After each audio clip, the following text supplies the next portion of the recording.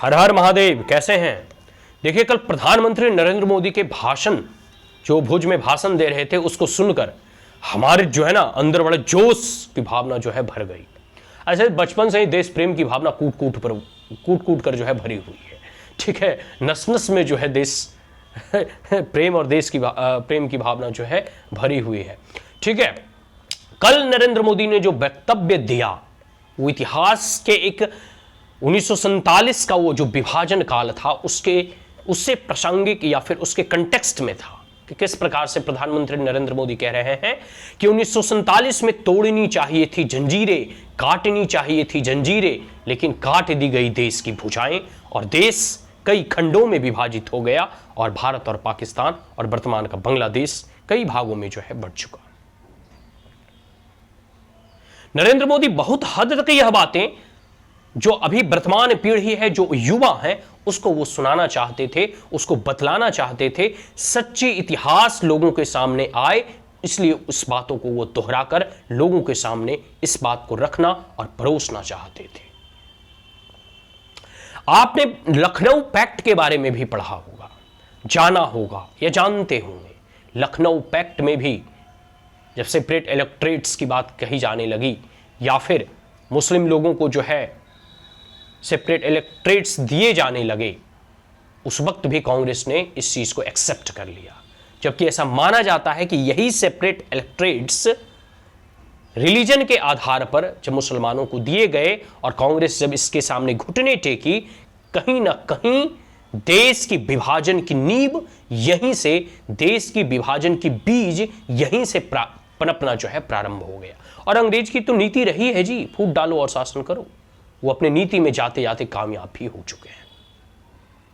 आपको इस बात को समझना होगा, आपको इस बात को जो है जानना होगा कि कांग्रेस की राजनीतिक महत्वाकांक्षा ने, राजनीतिक लोलुपता ने जो है देश का विभाजन करवा दिया। और इसमें जो है जिन्नाह के द्वारा जो षड्यंत्र रचे गए या फिर मुस्लिम लीग के द्वारा जो डिमांड रखी गई, उसके सामने कांग्रेस ने घुटने टेकने पर मजबूर कर दिया।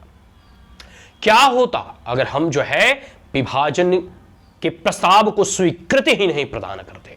ऐसे भी तो आप सारे मुसलमानों को भारत में रहने दिया, ऐसे भी भारत को अभी भी धर्म जो है निरपेक्ष बनाया, ऐसे भी भारत को आपने धर्मशाला बनाकर रखा, तो फिर इसे बांटा क्यों? और जब बांटना ही था तो फिर इसे धर्मशाला ही क्यों बनाया? सबसे बड़ा प्रश्न यह है, और इस प्रश्न पर सभी लोगों को विचार करने की आवश्यकता है। इस प्रश्न पर सभी लोगों को मंथन और चिंतन करने की आवश्यकता है। नरेंद्र मोदी ने सही कहा कि आने वाले युवाओं को भारत का इतिहास बतलाया जाना चाहिए, उसे जो है सुनाया जाना चाहिए कि किस प्रकार से नेहरू और कांग्रेस के ये ब्लंडर मिस्टेक्स ने देश को कई खंडों में विभाजित कर दिया और देश कई टुकड़ों में बट गया। ये सब सारी चीजें हैं, आपको इस पर विचार करना होगा। अभी आपको पता होगा कि जब देश आजाद हुआ तो लगभग 8-10 लाख लोगों, ये सरकारी डाटा है, गवर्नमेंट के ऑफिशियल डाटा है कि 10 लाख लोगों की इसमें जो है जानें चली गई। कई महिलाओं के रेप हुए, लूट, मर्डर, काट, क्या क्या नहीं हुआ। अरे जर्मनी का हिटलर जो है वो पूरे अपने शासन काल में इतने लोगों की हत्या नहीं किया जितना भारत और पाकिस्तान के विभाजन में लोगों की जानें चली गई।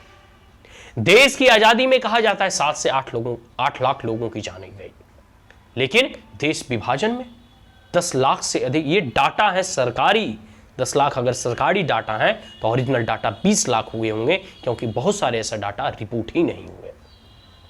और आज भी इसी पाकिस्तान के कारण जो है भारत के जवान आज भी हमारी सीमा रेखा की सुरक्षा के लिए अपने प्राणों की आहुति दे रहे हैं।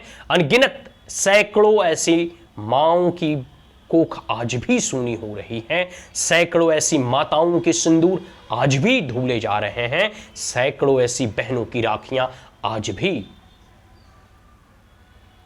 खाली हो रही हैं। आपको इस पर विचार करना होगा कि आखिर वह किसकी राजनीतिक महत्वाकांक्षा थी, किसको प्रधानमंत्री बनने की चाह थी, आखिर क्यों राष्ट्र का विभाजन हुआ, और अगर हुआ तो फिर अगर मुस्लिम यहां रह रहे हैं तो फिर विभाजन ही क्यों किया? तो इन सब चीजों पर विचार करने की आवश्यकता है, गहन मनन और चिंतन करने की आवश्यकता है, सभी को जागने की आवश्यकता है, और जो राजनीतिक भूलें अब तक हुई हैं उसे सुधारने की आवश्यकता है। तो प्रधानमंत्री ने स्पष्ट शब्दों में जो कहा कि 1947 के विभाजन से पहले काटनी चाहिए थी जंजीरें, लेकिन काट दी गई राष्ट्र की भुजाएं, राष्ट्र की सीमाएं। अगर ये वीडियो आपको अच्छा लगा हो तो इसे अधिक से अधिक लाइक शेयर और सब्सक्राइब करना ना भूलें। Also press the bell icon. जय हिंद, जय जवान, जय किसान, जय विज्ञान।